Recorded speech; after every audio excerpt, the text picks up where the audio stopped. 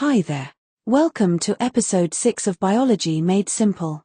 Today, we're talking about ecology, the science of how living things interact with each other and their environment. Ecology studies how animals, plants, humans, and microbes share resources, live together, and affect one another.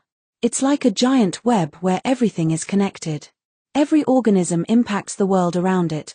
Bees pollinate flowers, trees clean the air, and humans can either protect nature or harm it.